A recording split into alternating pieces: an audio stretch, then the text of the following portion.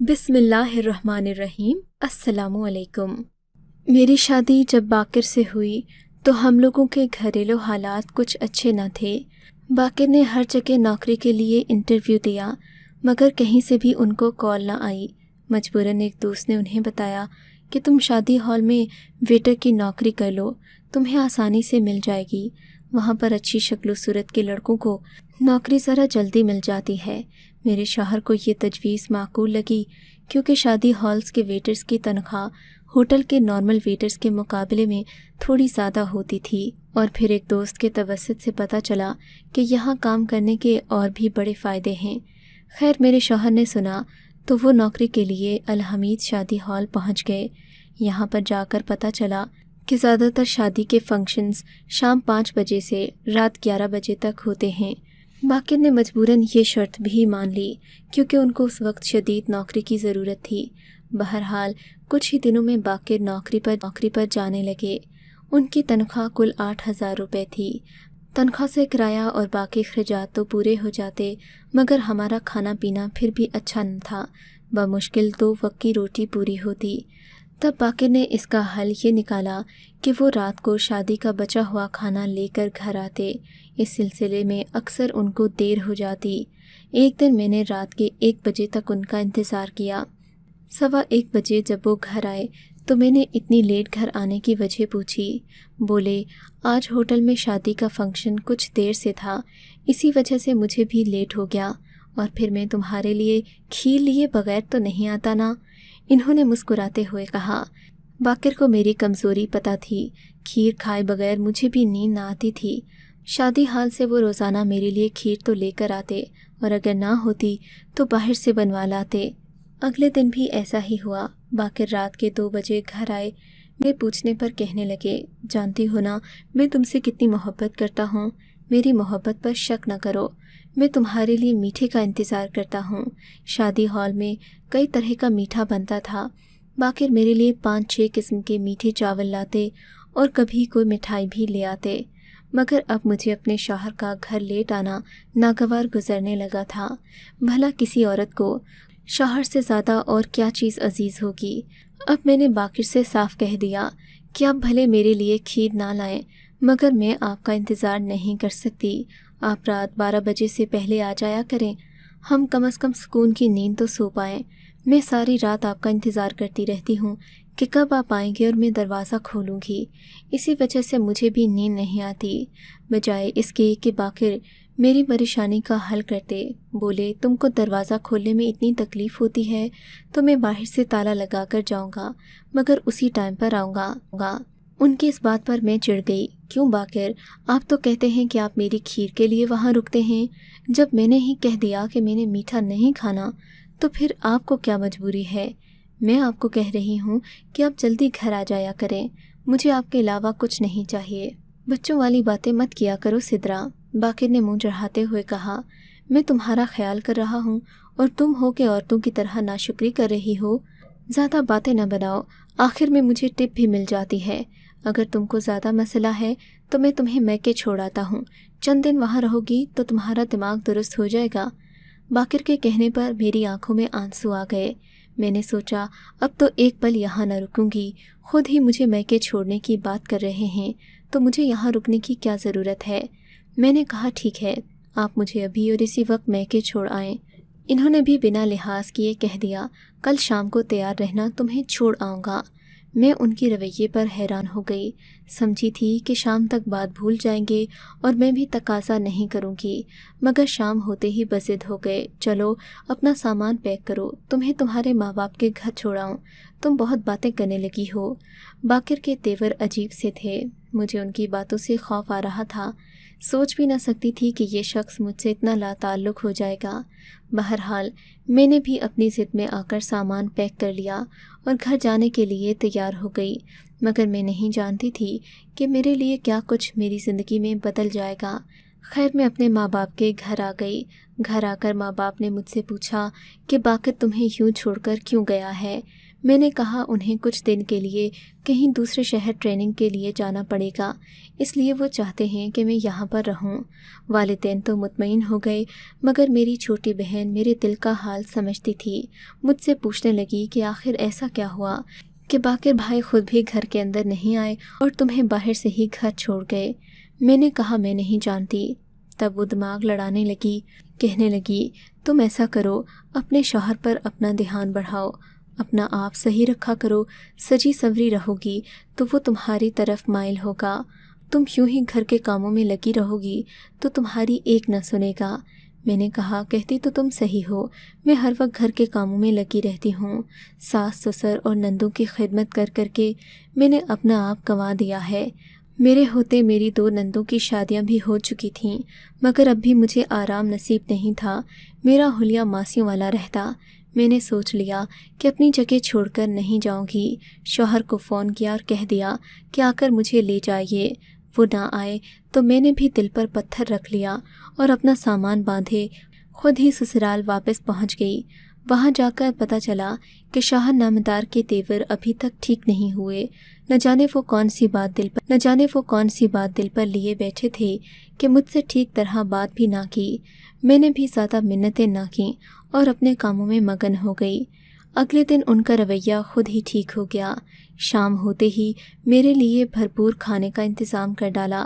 بولے آج شادی حال میں خصوصی دعوت تھی، اس لیے تمہارے لیے بھی کھانا لایا ہوں۔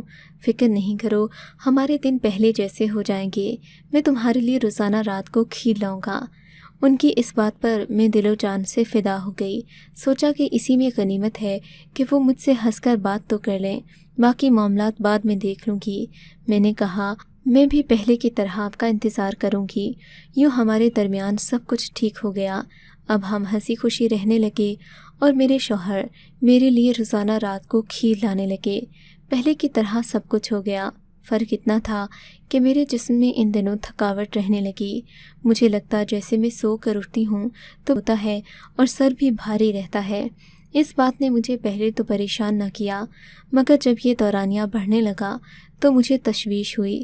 میں نے اپنی ایک سہیلی سے کہا کہ میں ڈاکٹر کے پاس جانا چاہتی ہوں، تم میری مدد کرو۔ ساس سسر معمولی مسئلے پر ڈاکٹر کے پاس نہ جانے دیں گے۔ صبیحہ نے کہا تم کل شام آ جانا، میں تمہیں ڈاکٹر کے پاس لے جاؤں گی۔ لیڈی ڈاکٹر نے میری عمر پوچھی، پھر کچھ ٹیسٹ کیے اور انتظار کرنے کا کہا۔ 1 گھنٹے بعد رپورٹ ملی تو پتہ چلا کہ میں امید سے ہوں۔ یہ خبر سنتے ہی میرے پورے جسم میں خوشی کی لہر دوڑ گئی۔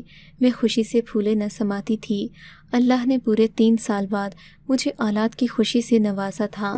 مجھے اس قدر خوشی ہو رہی تھی کہ میں کیا بتاؤں۔ میں نے اپنے شوہر کو سرپرائز دینے کا سوچ لیا۔ سوچا کہ کسی دن خوشگوار موڈ میں ان کو بتاؤں گی تاکہ خوشی کا مزہ دوبالا ہو جائے۔ مگر اسی رات میرے شوہر رات کو کھیر لے کر آئے۔ میں انہیں کوئی بات بتانا چاہتی تھی، مگر ان کا سارا دھیان مجھے کھیر کھلانے پر تھا۔ تب میں نے غصے سے ان کا ہاتھ جھٹک دیا۔ باقر، آپ کو میری پرواہ نہیں ہے، آپ مجھے کھیر کھلانے پر لگے ہوئے ہیں۔ میں آپ سے کچھ بات کرنا چاہتی ہوں۔ نہیں، میں تم سے تب تک کوئی بات نہیں کروں گا جب تک تم یہ کھا نہیں لیتی۔ تمہارے لیے اتنے پیار سے تو لایا ہوں، دیکھو تم میرے ساتھ اب ایسا کرو گی، جانتی ہو نا پھر میں ناراض ہو جاؤں گا تو کبھی نہیں مانوں گا۔ باقر نے دھمکی دی تو میں نے ان کی لائی ہوئی کھیر بمشکل ہی حلق میں اتاری۔ مجھے کھیر کھائے تھوڑی دیر ہی گزری تھی کہ نیند آنے لگی۔ پھر نہ جانے کب میں نیند کی آغوش میں کھو گئی۔ صبح اٹھی تو باقر جا چکے تھے۔ آج کل تو وہ مجھ سے ناشتے کا بھی نہ پوچھتے۔ خیر میں نے بھی ان کی پرواہ کرنا چھوڑ دی۔ انہی دنوں میری ایک سہیلی مجھ سے ملنے آئی۔ میں نے اپنے شوہر کے رویے کا اس سے ذکر کیا تو کہنے لگی، تمہیں لگتا ہے کہ تمہارا شوہر تم سے محبت کرتا ہے، مگر ایسی بات نہیں ہے۔ وہ ضرور تم سے کوئی نہ کوئی بات چھپا رہا ہے۔ تم دیکھو کہ آخر ایسا کیا ہے جس تک تمہاری پہنچ نہیں۔ سہیلی کی بات نے میرے ذہن میں شک کا بیج بو دیا۔ اب میں باقر پر کڑی نظر رکھنے لگی۔ میں نے دیکھا کہ وہ مجھ سے زیادہ بات بھی نہ کرتے، ہر وقت اکھڑے رہتے۔ بس میرے اور باقر کے بیچ کھانے کھلانے کا معاملہ رہ گیا تھا۔ وہ میرے لیے کھیر لاتے اور مجھے پیار سے کھلاتے، اس کے علاوہ مجھ سے بات تک نہ کرتے۔ ان کے اس رویے نے مجھے پریشان کر رکھا تھا۔ تب میں نے سوچا کہ میں اپنے امید سے ہونے کی خبر باقر کو دوں گی، ہو سکتا ہے کہ اس خبر سے ان کا ذہن بدل جائے، وہ مجھ سے پہلے کی طرح پیش آنے لگیں، اور پھر میں نے ایسا ہی کیا۔ اگلے دن شام کو باقر آئے تو میں نے انہیں یہ خوشخبری سنا دی۔ یہ خبر سنتے ہی باقر کے چہرے پر خوشی کے رنگ دوڑ گئے۔ تب باقر نے خوب محبت جتائی اور کہنے لگے، اب میں تمہیں گھر کا ایک بھی کام نہ کرنے دوں گا، میں کل ہی تمہارے لیے ایک کام والی کا بندوبست کرتا ہوں، وہ تمہارے سارے کام کر دیا کرے گی، تمہیں یہاں سے ہلنے کی بھی ضرورت نہیں ہے، سمجھی نا؟ میں چاہتا ہوں کہ تم یہ دن آرام سے گزارو۔ باقر کی بات سن کر مجھے حیرت بھی ہوئی اور خوشی بھی، لیکن باقر، ہمارے گھر کی اتنی گنجائش نہیں ہے کہ ہم کسی کام والی کو افورڈ کر سکیں، بہتر ہے کہ میں کچھ مہینے خود ہی کام کر لوں، آخری مہینے اپنی بہن کو بلا لوں گی، آپ فکر کیوں کرتے ہیں؟ میں تمہاری فکر نہیں کروں گا تو اور کون کرے گا؟ باقر نے محبت پاش لہجے میں کہا، بس کل سے ہی میں کام والی کا بندوبست کرتا ہوں، نگین سے کہوں گا کہ وہ آ کر گھر کا کام کر دیا کرے۔ نگین کون ہے؟ میں نے شک کی نظر سے باقر کو دیکھا۔ ارے تم فکر کیوں کرتی ہو، ایک مجبور عورت ہے، کئی دفعے میں نے دیکھا کہ وہ کام مانگنے شادی لوگوں سے بات کرتی ہے مگر کوئی بھی اسے کام نہیں دیتا۔ میں اسے کہہ دوں گا کہ میں اس کے لیے کھانے اور رہائش کا بندوبست کر دوں گا اور وہ ہمارے گھر کے کام کر دے گی، اس میں حرج ہی کیا ہے؟ باقر کے کہنے پر میں نے بھی سر جھکا لیا، جانتی تھی کہ وہ اپنی سی کر کے رہیں گے۔ اگلے ہی دن میں صبح اٹھی تو نگین ہمارے گھر میں موجود تھی۔ نگین کھلتے ہوئے گلاب کی مانند خوبصورت تھی مگر اس کی عمر 30 سے اوپر ہوگی۔ وہ بہت رکھ رکھاؤ والی تھی، کہیں سے بھی اس کے انداز سے نہ لگ رہا تھا کہ وہ کوئی کام والی ہے۔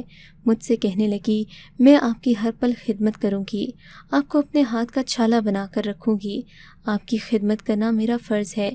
اس کی اتنی عقیدت میری سمجھ سے باہر تھی۔ بہرحال شوہر نے مجھے تسلی دی کہ سب کچھ خیریت سے ہو جائے گا۔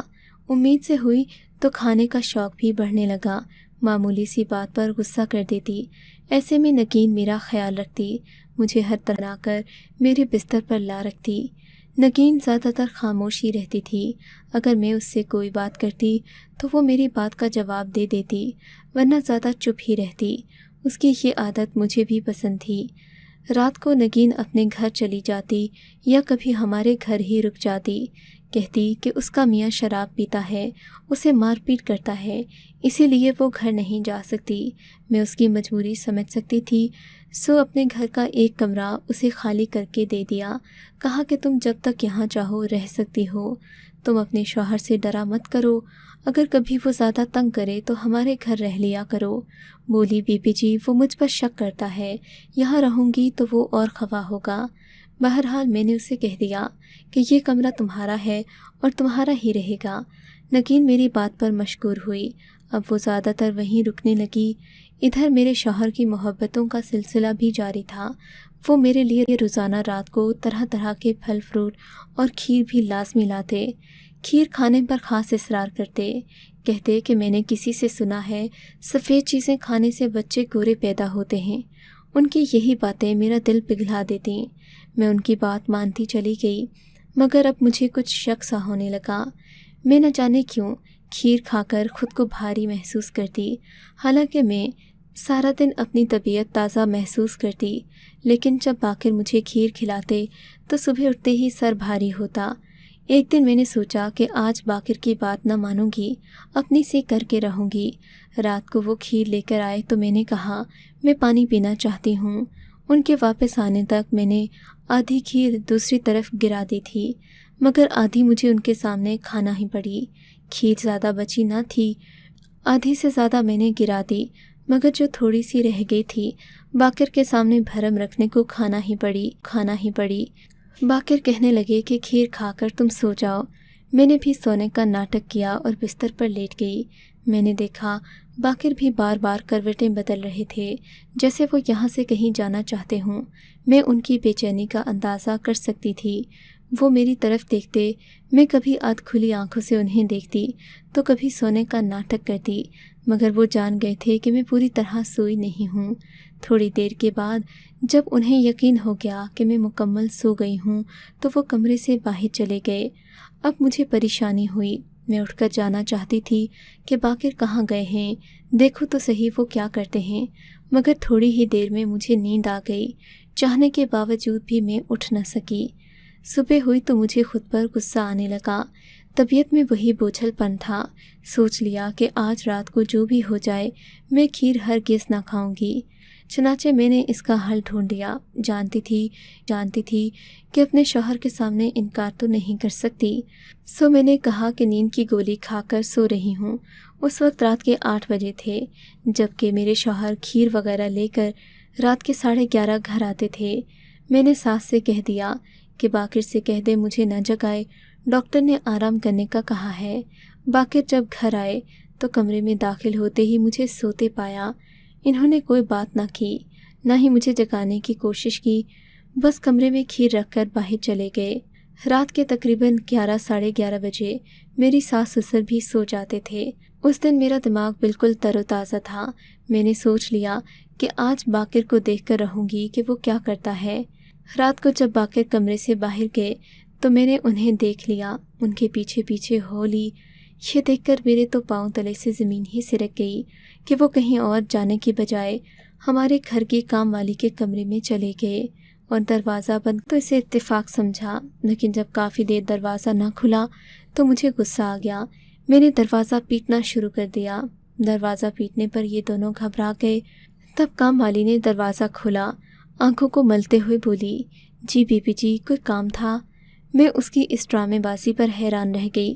دھکا دے کر اسے پیچھے کیا، دیکھا تو شوہر بھی اسی کمرے میں موجود تھے۔ ان کو دیکھ کر میرا خون کھول اٹھا، میں ان پر گرجنے برسنے لگی۔ تب وہ بولے، تم مجھے غلط سمجھ رہی ہو، یہ لڑکی کوئی غیر محرم نہیں بلکہ میری اپنی بیوی ہے۔ اپنے شوہر کے منہ سے یہ لفظ سن کر مجھے لگا جیسے میں مر گئی ہوں، زندہ رہنے کو اب کچھ باقی نہیں رہا۔ تب انہوں نے مجھے بتایا کہ یہ عورت ایک گناہ کی زندگی گزار رہی تھی جسے میرے شوہر نے پناہ دی۔ وہ نوکرانی بن کر رہنے کو بھی تیار تھی، مگر اسے عزت کی زندگی چاہیے تھی۔ بس یہی وجہ تھی کہ باقر نے اس سے نکاح کر لیا، ورنہ وہ محبت مجھ سے کرتے ہیں۔ ان کی اس بات نے میرے دل کو چیر کر رکھ دیا۔ اب میں ان سے مزید کیا وضاحت مانگتی، جان گئی تھی کہ اس سب کا کوئی فائدہ نہیں۔ خاموشی سے میکے آ گئی، اپنی اولاد کو جنم دیا، اور جب سسرال والوں کو خبر ہوئی تو ساس سسر کے کہنے پر شوہر مجھے لینے میرے گھر آ گئے، مگر میں ان کے ساتھ نہیں جانا چاہتی۔ دل چاہتا ہے کہ ان کی ساری حقیقت ان کے ماں باپ کو بتا دوں کہ کیسے ایک کام والی کو نوکری کے بہانے گھر لائے اور پھر اس سے نکاح کر کے مجھے دھوکہ دیا۔ وہ کہتے ہیں کہ میں نے ثواب کا کام کیا ہے، جبکہ میں اس سب کو نہیں مانتی۔ ہمیشہ مرد اپنی بات کو صحیح ثابت کرنے کی خاطر مذہب کا سہارا کیوں لیتا ہے، جبکہ دوسری شادی صرف اور صرف انہوں نے اپنی خواہش کی۔ آپ کو اگر یہ کہانی اچھی لگی ہے تو اس ویڈیو کو لائک کیجیے، اور اس طرح کی مزید کہانیاں سننے کے لیے ہمارے چینل کو ضرور سبسکرائب کیجیے۔ کہانی سننے کا شکریہ۔ آپ سے ملاقات ہوگی اگلی ویڈیو میں، تب تک کے لیے اللہ حافظ۔